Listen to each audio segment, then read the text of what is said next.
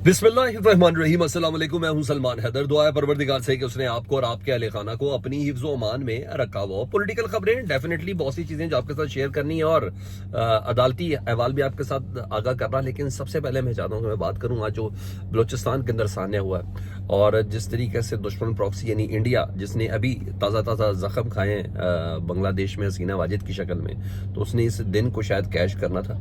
और वैसे तो चहल में इमाम हुसैन भी है पाकिस्तान में, लेकिन आज एक और बड़ी बात थी नवाब अकबर बुगटी के सिलसिले में। जी हाँ, आज उनकी बरसी भी थी और इस मौके पर ये बहुत बड़ा वाक़या दहशतगर्दी का पेश आया। और वही बात कि इंडियन प्रॉक्सीज जो रन हो रही हैं पाकिस्तान में BLA BLF की शक्ल में, उन्होंने रात को सबसे पहले हमला किया।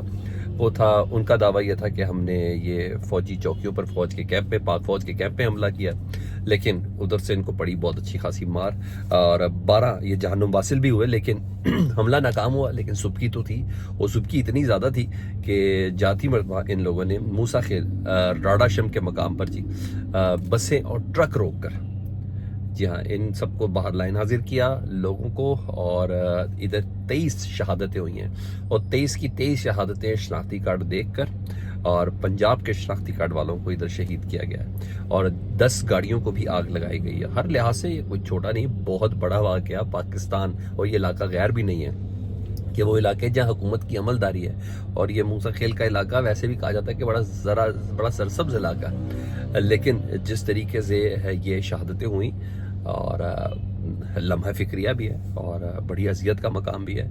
लेकिन कोई शक नहीं, पाकिस्तान के लिए, पाकिस्तान की फोर्सेस के लिए ये बहुत बड़ा चैलेंज है और कोई बैद नहीं है इसमें कि इंडिया ने इस दिन को चुना और अकबर बुगटी की बरसी से इसको रिलेट किया। लेकिन जो हमारे लिए लम्हा फिक्रिया है, और डेफिनेटली हम सिर्फ शनाम तराजी करके या इल्ज़ामात दे के या कंडेम्प्ट करके तो ये मामला हल नहीं है ना। चाहे सदर भी कर लें, चाहे वज़ीर आज़म भी कर लें, और दुश्मन को छोड़ेंगे नहीं, वज़ीर दाखिला कहते हैं इनको इनके अंजाम तक पहुँचाएंगे। ये सब चीज़ें असल मामलात की तरफ तवज्जो देने की ज़रूरत है और असल मामलात पर हमारी तवज्जो है नहीं। पाकिस्तान की बहुत ज़्यादा एनर्जी जो ड्रेन हो रही है वो पाकिस्तान के पॉलिटिकल टर्माइल की तरफ हो रही है।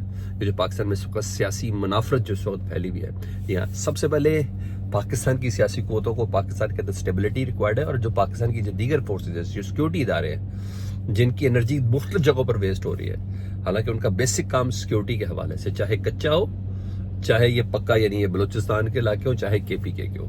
तो जब आपकी इंटेलिजेंस, आपकी सिक्योरिटी जब दूसरी जगहों पर ड्रेन हो रही हो ना, फिर दुश्मन को मौका मिलता है कि आपकी विजिलेंसी कम है या थोड़ी कमज़ोर है, तो ज़रा किसी और जगह पर हमला कर रहे हैं। तो ये बेहतरीन मौका भी है जब हमने इतनी शहादतें रिसीव कर ली। पता नहीं ये कब तक सिलसिला चलता रहेगा, लेकिन बेहतरीन मौका है कि पाकिस्तान में पॉलिटिकल स्टेबिलिटी है और सिक्योरिटी इदारे अपनी सिक्योरिटी, ये तो अब क्या चाहिए।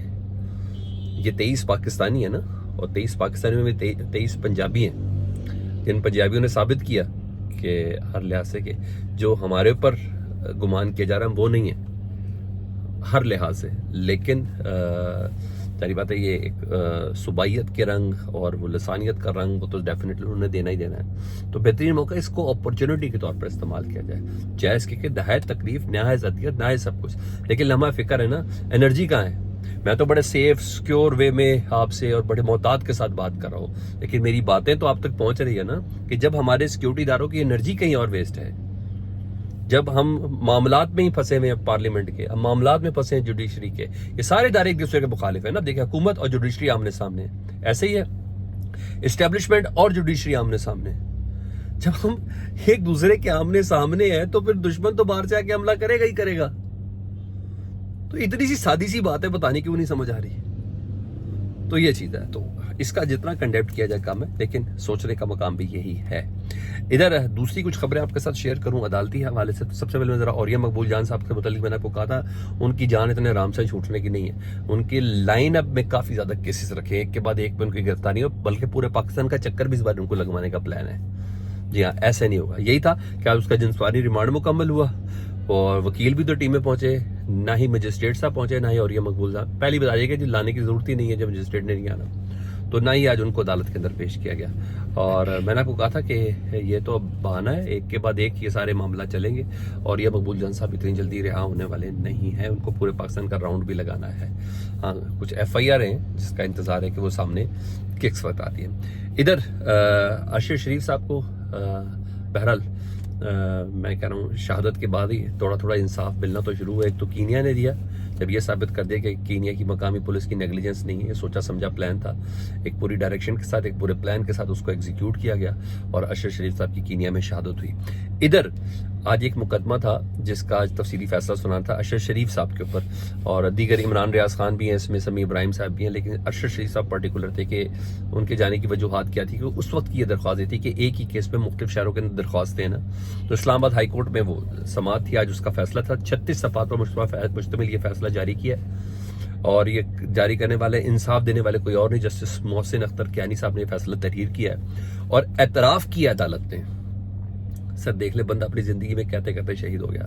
اعتراف کیا عدالت نے کہ ارباب اختیار کی جانب سے ارشد شریف کو ہراسمنٹ کا سامنا تھا. ارباب اختیار میں آپ جس کو مرضی لے لیں, یہ ایک بہت بڑا جسے کہتے ہیں نا ایک کمپاؤنڈ ہے جس میں ارباب اختیار آپ جس مرضی کو لے لیں. انہوں نے کہا ارباب اختیار کی جانب سے ارشد شریف کو ہراسمنٹ کا سامنا تھا. ارشد شریف کے خلاف صرف ایک FIR کو ہی درست سمجھا جائے جو اسلام آباد میں تھی, باقی جتنی بھی FIRs تھیں, FIR درج کرائی تھی ریاستی اداروں کو. اگر FIR درج تھی تو ریاستی اداروں کو ملزم کی سیکیورٹی بھی فراہم کرنا چاہیے تھی. کہا گیا ہے فیصلے میں کہ ارشد شریف کے خلاف ملک کے مختلف شہروں میں جو FIR تھی وہ تمام کی تمام غیر قانونی تھی. وہ ہراساں ہوئے, وہ خوفزدہ ہوئے کہ یہ کیا پوری کی پوری ریاست ہی میرے خلاف ہو گئی ہے. اگر میں نے کوئی خبر دی یا کچھ ہوا, ایک شہر کے اندر میرے اوپر FIR ہے, میں ادھر کی عدالت کو بھگتوں گا. اگر میں قرار واقعی سزا ملنی ہوگی مجھے مل جائے گی, ضمانت ملنی ہوگی تو ضمانت مل جائے گی. یہاں سے کراچی میں, یہاں سے کوئٹہ میں, یہاں سے میاں والی میں, یہاں سے وہاڑی میں, یہاں سے باول نگر میں, یہاں سے باولپور میں, یہاں سے شیخو پورہ, گجرانوالہ, ان تمام میں FIR درج ہو گئی. تو ایسے موقع پر بندہ کیا کرے گا, اس کو کہے گا کہ میرے پاس زندگی تنگ ہو چکی ہے. اور یہ پورا پلان ہے, یہ 2 + 2 4 نہیں, انہوں نے کہا میری زندگی تنگ ہو چکی ہے تو نکلو یہاں سے. عدالت یہ کہنا چاہ رہی ہے کہ باقاعدہ طور پر ریاست نے ارشد شریف کو ہراساں کیا ہے, ارباب اختیار کی جانب سے ارشد شریف کو ہراسمنٹ کا سامنا کرنا پڑا ہے, اور جس کی بنا پر وہ ملک چھوڑنے پر مجبور ہوئے ہیں. ارشد شریف کو جو کمیشن بنا ہوا ہے پروٹیکشن آف جرنلسٹ ایکٹ, جس کا کوئی فائدہ نہیں ہوا, 2021 میں بنا تھا, اس کی فیملی کو اس سے رجوع کرنے کی ہدایت بھی کی ہے. اور بہرحال ارشد شریف صاحب کو اب ان کی جو باتیں تھیں اب زندگی کے بعد وہ درست ثابت ہوتی جا رہی ہیں. واقعی شاید ان کی شہادت کے بعد اور لوگوں کو تھوڑا انصاف مل جائے کہ ایک ہی کیس میں ان کے مختلف شہروں کے اندر FIR ہیں کہ ذلیل کرنا ہے, خوار کرنا ہے, پریشان کرنا ہے. لائک ایسا ہی ہے, جو رہ گئے, جو جم گئے, جو دنیا میں نے آپ کو بتایا دلیروں کے ساتھ ہے. اس لیے آج میں اور آپ ارشد شریف کا ذکر بھی کر رہے ہیں. آج ایک اور اہم پیش رفت ہونے جا رہی ہے جی. جلسہ منسوخ ہوا تھا 22 اگست کو, اور اس کے بعد KPK کی بھی معاملات ہیں. تو علی امین گنڈاپور صاحب, حالانکہ ملاقات کے دن ہوتے ہیں منگل اور جمعرات کو, علی امین گنڈاپور صاحب وزیر اعلیٰ بھی ہیں اور اسپیشل پروویژنز بھی ہیں ان کو. علی امین گنڈاپور صاحب کی آج عمران خان صاحب سے ملاقات ہو رہی ہے, وہ اسلام آباد پہنچ چکے جی, اور KPK حکومت پر ڈائریکشن لینی ہے انہوں نے عمران خان صاحب سے. کابینہ میں زبردست قسم کی رد و بدل ہونے جا رہا ہے, ایک آدھے منسٹر 1-2 دن میں اور فارغ ہوں گے, کچھ کے پروفائلز بھی چینج ہوں گے. 8 ستمبر کے جلسہ, کیونکہ 22 اگست کے جلسے کی بھی ساری کی ساری ذمہ داری علی امین گنڈاپور صاحب کے اوپر تھی کہ وہ کرنا ہے. اب 8 ستمبر کے جلسے پر انہوں نے ہدایت بھی لینی ہے اور دیگر معاملات پر بھی. تو یہ اہم ملاقات تصور کی جا رہی ہے علی امین گنڈاپور صاحب کی, کیونکہ پھر یہ ساری چیزیں نا جس کے بعد ایک پورا شور و غوغا مچا ہوا پاکستان میں. علی امین گنڈاپور صاحب کی رات کو 12 بجے ملاقات کس نے کرائی, رانا ثناء اللہ کہتے ہیں کہ جناب یہ ملاقات کروانے والے ذرا بیسکلی لگتا ہے پاکستان تحریک انصاف کے نا معاملات آگے, لائن بالکل سیدھی ہو چکی ہے اسٹیبلشمنٹ کے ساتھ. جب وہ اس طرح کی باتیں کریں, پھر عقیل ملک صاحب آ کے کہیں نہیں جی ہم ہی نے یہ درخواست کی تھی علی امین گنڈاپور صاحب کو, اور رات کو خواجہ آصف صاحب کہہ کے لئی پاکستان تحریک کے صاحب نے درخواست کی تھی.